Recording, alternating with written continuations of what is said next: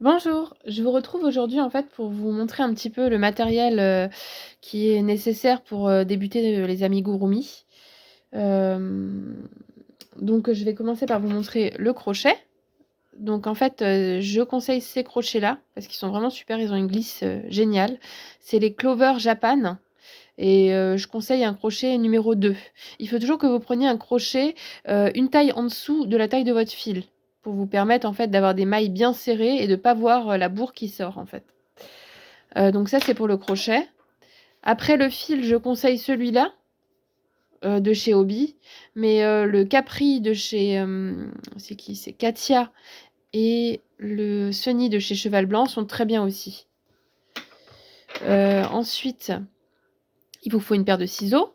Je conseille toujours une paire de ciseaux avec le bout pointu en fait pour les détails. Et ça vous permet aussi de rentrer la bourre à l'intérieur de vos ouvrages en fait, comme le bec est fin. Voilà.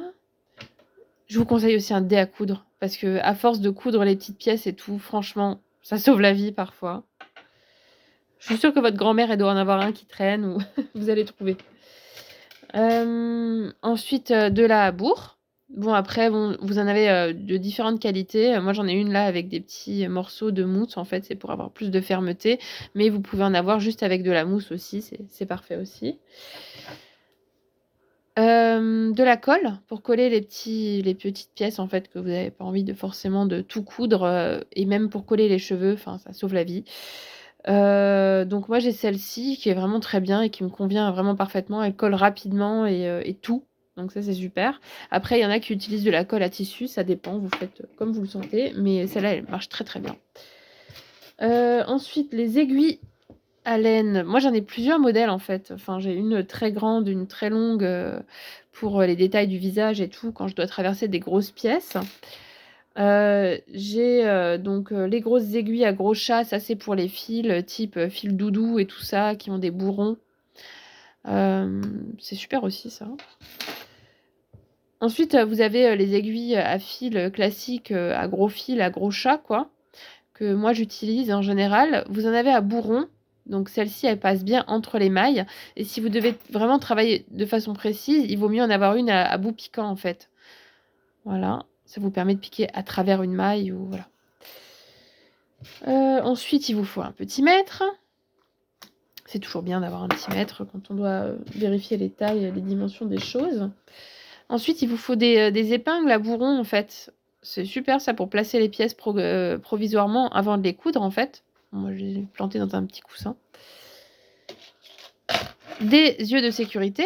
Alors, sur Amazon, ils vendent des petites boîtes comme ça avec plein de tailles différentes. Et ça, c'est vraiment super d'avoir plein de tailles différentes. Donc, ça se présente comme ça. Après, vous en avez d'autres modèles aussi. Vous pouvez trouver des yeux un peu type kawaii comme ça, vous voyez. Regardez. Et ça, tout ça, ça se trouve sur Amazon. Vous faites assortiment. Et vous trouvez en fait des petits yeux comme ça à fixer. Vous les passez à travers la maille. Et vous prenez le petit capuchon. Vous l'enfoncez entre l'œil et le tissu. Enfin, le tissu que vous avez crocheté. Et du coup, ben, ça se fixe. Il y en a même qui coupent le bout et qui brûlent l'extrémité pour que ça tienne vraiment bien si c'est destiné à des enfants. Voilà. Un feutre noir permanent. Donc ça, c'est pour faire les petits détails. Par exemple, la cicatrice de la fille. Enfin, des petits détails comme ça que je ne veux pas forcément broder et que je dessine en fait au feutre permanent. Ça permet d'être précis. Et enfin, des petits morceaux de fil de fer.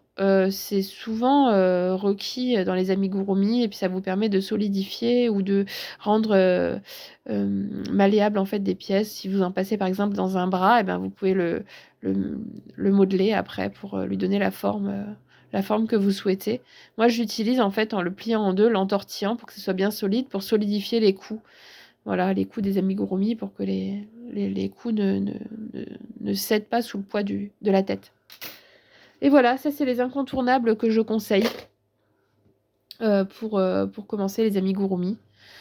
Voilà, après bon, il vous faut aussi des petits fils comme ça à coudre tout simple pour attacher quelques petites pièces discrètement. Ça aussi c'est utile. Et moi j'ai ça aussi. Alors, vous allez me demander à quoi ça sert, mais j'ai ça, en fait, pour couper les fils de fer, déjà et en fait, quand je veux passer mon aiguille à l'intérieur d'un amigurumi, parfois, j'ai du mal à attraper, le bout de l'aiguille et du coup, je l'attrape avec ça et je tire. Ça me sauve les doigts, quoi, à force, voilà.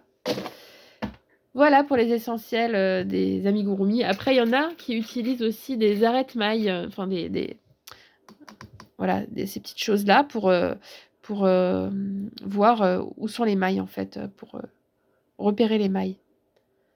Ça aussi. Bon, après, moi, comme je travaille, en cercle fermé, je travaille pas en spirale, du coup, je m'en sers très peu. Mais je sais que, voilà, il y en a qui travaillent en spirale, qui s'en servent vraiment toujours. Voilà pour les essentiels. Allez, je vous retrouve, pour une prochaine vidéo. Salut les filles et les garçons.